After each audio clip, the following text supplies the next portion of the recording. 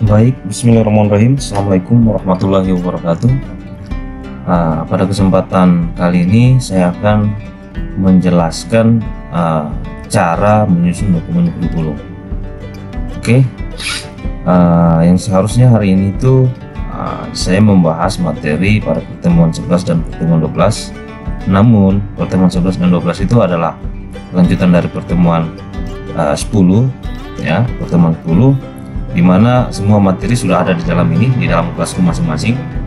Materinya ada di sini, yang mana semua materi ini nanti digunakan untuk kebutuhan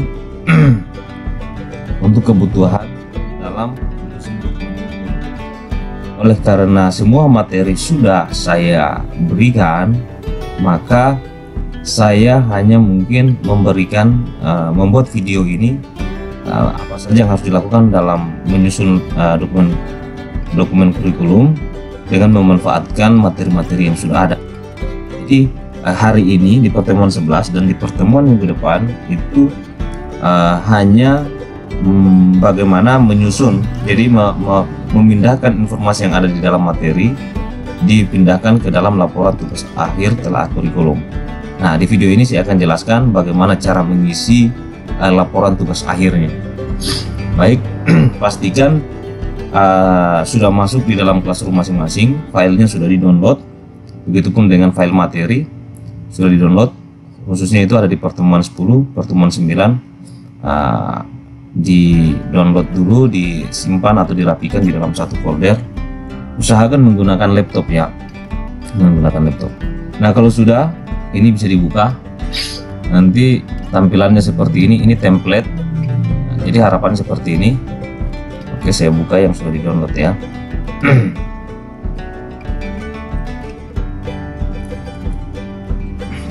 Oke, seperti ini. Jadi ini dibiarkan saja. Ini memang sengaja saya buat supaya lebih rapi. Nah, di nama lengkap ini, nama lengkap masing-masing ya. Nama lengkap masing-masing. Kemudian NIM-nya juga. Jadi NIM masing-masing. Ini nama lengkap masing-masing, NIM masing-masing. Oke, ini dibiarkan saja, ini dibiarkan saja.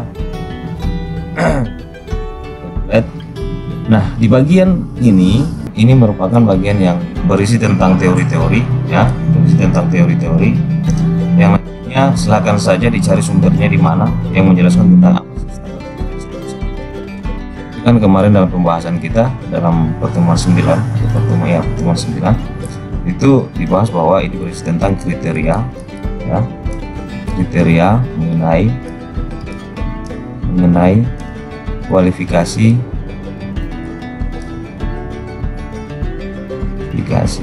yang mencakup sikap dan seterusnya ya. Ini kan teori. Ini berdasarkan misalnya Permendikbud ya. Apa gitu. Ini harus disertakan dengan citasi.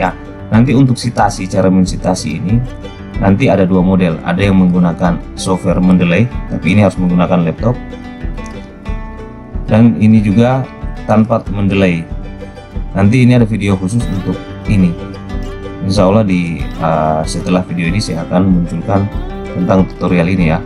Sehingga di dalam laporannya ini padat, banyak yang membahas tentang definisi-definisi tentang standar kompetensi lulusan, kompetensi inti itu apa, kompetensi dasar itu apa, indikator itu apa. Tetapi harus jelas sumbernya.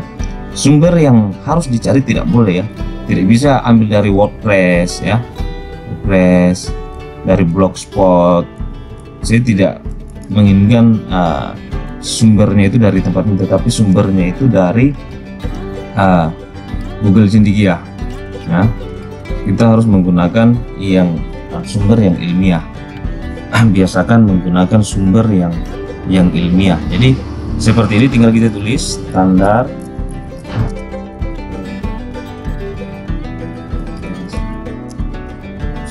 ini kan. Itu definisinya apa. Nah, ini bisa seperti ini. Nanti kemudian kita bisa reduksi supaya tahunnya itu bisa misalnya 5 tahun terakhir mulai dari 2016. sehingga sumbernya itu yang terbaru gitu ya, jangan yang sudah lama. Nah, di sini kita bisa lihat, oh di sini misalnya ada yang mendefinisikan kompetensi kelulusan, tinggal di download saja, di download, kumpulkan misalnya di sini standar kompetensi kelulusan ya, seperti ini ya, ini di download saja, ini di download. Setelah di download, dilihat isinya apakah ada yang kita cari tentang definisi standar kompetensi kelulusan. Nah, dicari bagaimana standar kompetensi lulusannya, ada pembahasan tentang. Nah, di sini tentang standar kompetensi lulusan adalah ini kualifikasi kemampuan dan lain sebagainya. Nah, ini bisa diambil jadi sumber ya toh. Ini di copy, tak. Setelah di copy itu dimasukkan di dalam ini, tapi di download dulu. Ini pastikan di download dulu filenya.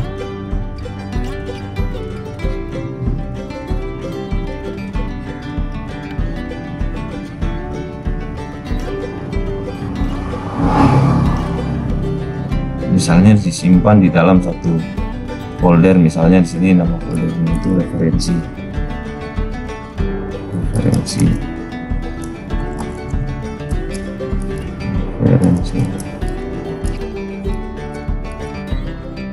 Ya, kemudian disimpan filenya, ini standar kompetensi lulusan SKL tuh. Nah, setelah disimpan, maka kemudian file tersebut itu dipindahkan. Ini kan misalnya seperti ini, saya hapus dulu.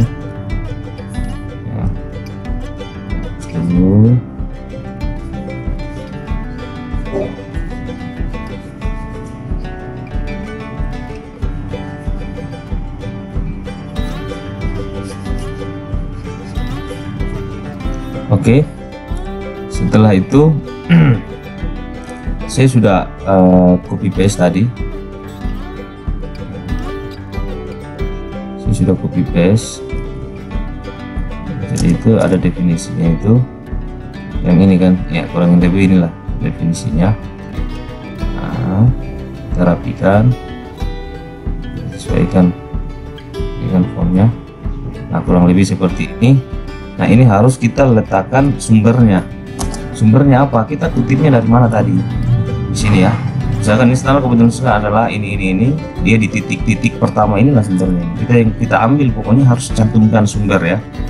Misalnya sumbernya adalah itu kita sudah download, itu dimasukkan di dalam Mendeley. Ini aplikasi untuk citasi daftar pustaka referensi ya. Misalnya saya ini filenya itu kita tinggal seperti ini, kita cari foldernya, folder di laptop itu yang tadi kita buat tentang referensi ini ya. Nah, filenya itu yang ini tinggal diklik tahan, baru diseret masuk ke dalam ini, ke dalam Mendeley ya, ke dalam Mendeley. Nanti Mendeley-nya akan berproses. Nah, ini akan terbuka langsung otomatis bahwa namanya itu Rini Tutup, judulnya itu deskripsi sekolah ini ya, deskripsi sekolah dasar di Kabupaten Bina Nusa Tenggara. Tapi ini dicocokkan lagi, benar tidak judulnya ini. Nah, coba kita lihat. Nah, kalau kita lihat di sini judulnya itu adalah mana? Ini ya. Berdasarkan, nah ini harus ditambah, berarti diambil karena kurang kan, ini diambil.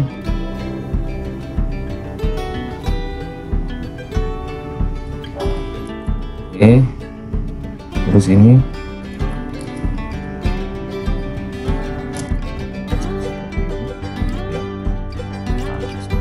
sama. Oke, sudah seperti ini. Ketika sudah cocok seperti ini, maka selanjutnya tinggal kemudian kita mensitasi ya, menjadikan daftar pustaka. Ini kita sudah punya file yang tadi itu sudah masuk dalam Mendeley. Nah, caranya itu ketika kita mau mensitasi atau menjadikan itu daftar pustaka, maka ini tinggal ini kursornya harus aktif ya, di mana letak yang kita mau simpan. Seperti ini. Terus klik reference. Ya. Kemudian insert citation. Terus go to Mendeley. Nah, pilih ini. Pilih yang tadi itu. Rini tutut ini kan. Setelah itu klik cite. Nah, ini dia tipikalnya masih dalam bentuk Chicago. Saya ubah. Kita menggunakan yang APA, jangan Chicago ya. APA yang American Psychological Association. Ya, yang gini. Modelnya seperti ini dia. Nah, ini namanya citasi ya, yang disitasi ini.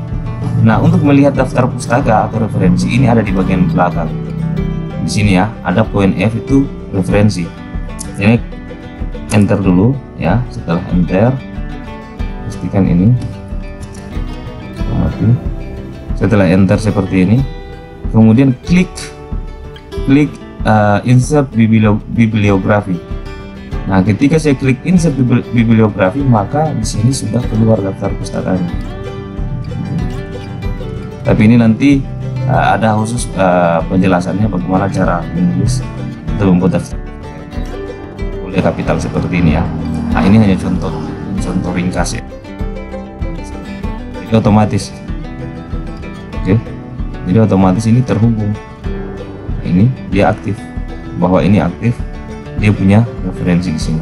Jika saya tambah lagi referensi di sini, saya menambahkan satu referensi, maka dia akan otomatis masuk di dalam referensi. Misalnya saya tambah lagi referensi lain di sini, saya ambil artikel lain, go to Mendeley, terus saya masukkan lagi ini, kemudian site, masuk Mulyadi, maka di sini otomatis akan terbentuk sendiri. Dia urutkan abjad dan tersusun rapi, gitu ya.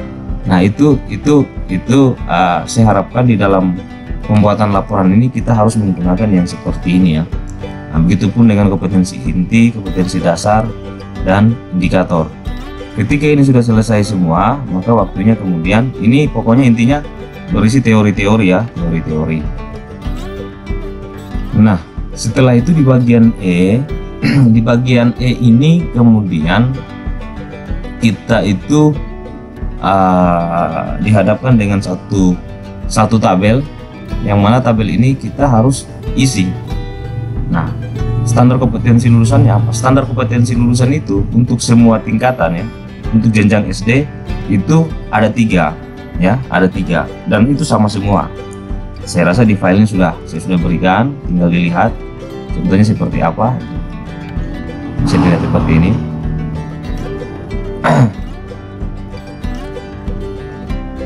Di file peraturan menteri ini saya sudah berikan. Jadi seperti ini ya, kompetensi lulusan satuan pendidikan. Nah, untuk dimensi sikap itu sudah ada untuk yang SD, fokusnya di SD. Jadi ini ditulis ya, semua ini ditulis.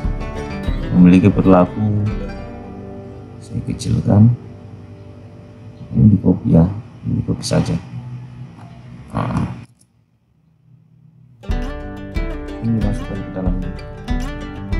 Ini dimasukkan dalam tabel.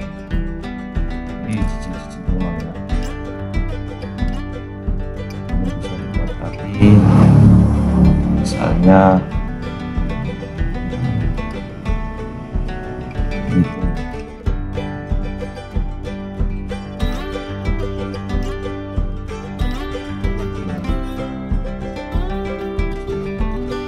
Nah, ini dia mengandung 2 kompetensi inti ya.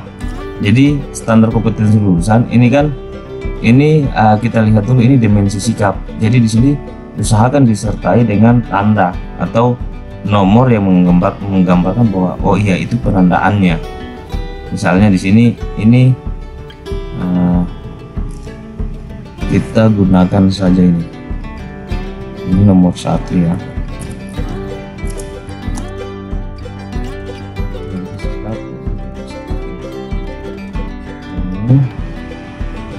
Yang saja beriman, setiap beriman ini dijadikan satu paragraf saja. Dan, 1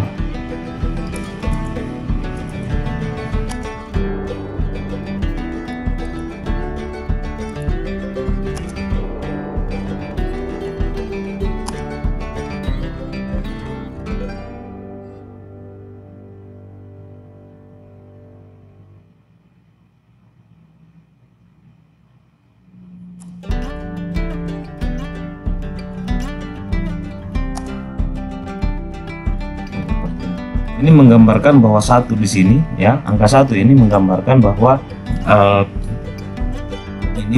bahwa ini adalah kompetensi standar kompetensi lulusan untuk cakupan sikap ya. Ini sikap ya, sikap. Nah, sikap itu sendiri kan terbagi, saya sudah jelaskan ya. Ada yang keagamaan, spiritual ya, dan ada yang sosial. Spiritual ini dia identik, kalau kompetensi intinya itu dia K1. Kalau ini dia 2. Makanya di kompetensi inti ini bisa di sini diketik misalnya nomor 1, berarti 1 dulu ini ya, 1. Jadi kita ketiknya seperti ini.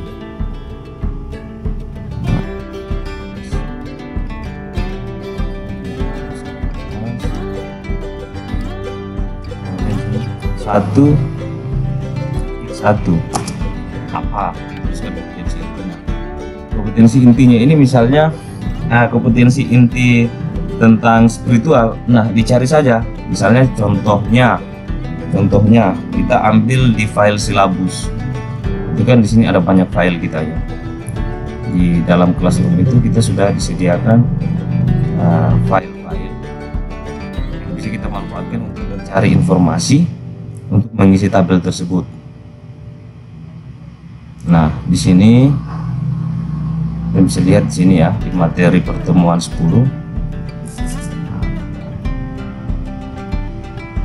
Nah, kita bisa manfaatkan silabus ini.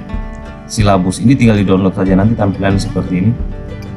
Ya, ini dibuka saja. Ada 5 tema, ini sekalian dibuka. Misalnya tertarik untuk di tema 1. Nah, tema 1 itu modelnya seperti ini. Ya, ini kelas 1 semester 1. Temanya, tema satunya itu diriku. Nah, di sini itu kita mau ambil mata pelajaran apa. Jadi kita pastikan dulu mata pelajarannya yang mau diambil itu mata pelajaran apa. Misalnya saya mau mengambil mata pelajaran bahasa Indonesia. Nah, di sini ketik dulu di sini bahasa Indonesia.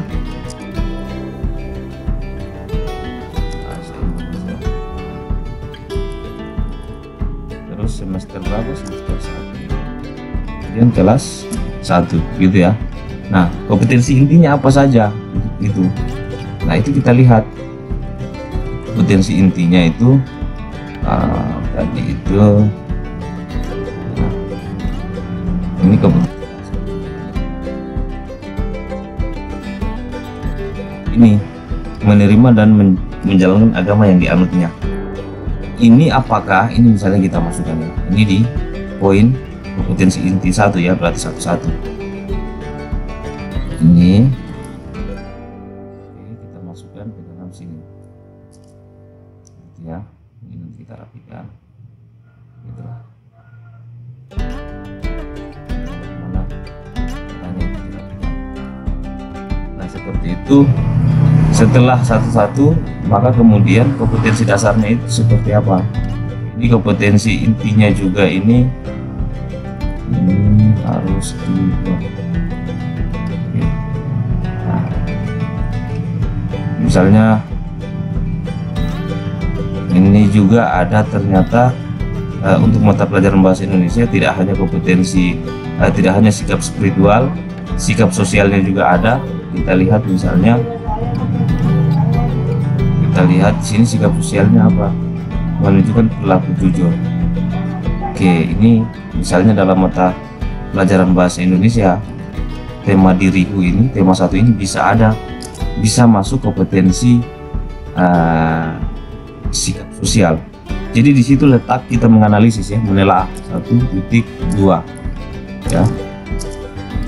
1 ini menggambarkan bahwa dia cakupannya sikap ya, sikap, dimensi sikap, standar kompetensi lulusan untuk sikap ya, ini sudah ada.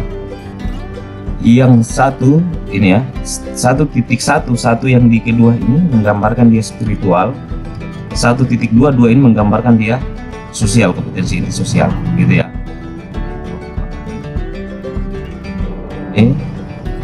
Nah, ketika sudah seperti ini, barulah kemudian kita cari ini kompetensi dasarnya apa saja untuk menerima, misalnya menerima menjalankan ajaran agama yang dianutnya. Kompetensi dasarnya apa? Kita bisa lihat di silabus. Tapi pastikan bahwa ini dia tetap berurut ya, 1.1.1. Misalnya untuk kompetensi dasar pertama ya 1, baru kemudian dituliskan. Sini misalnya kalau tentang bahasa Indonesia itu kita lihat ya, bahasa Indonesia itu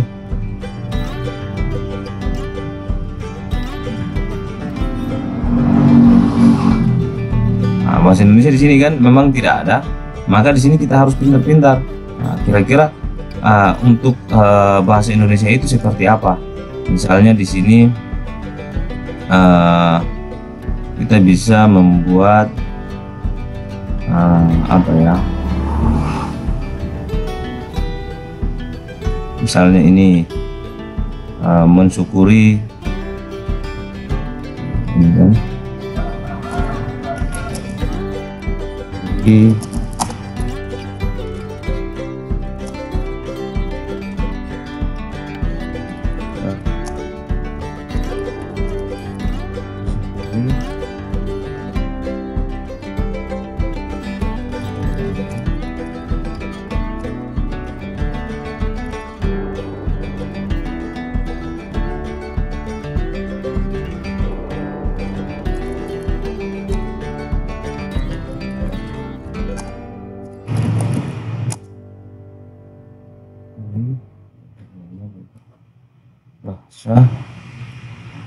bahasa Indonesia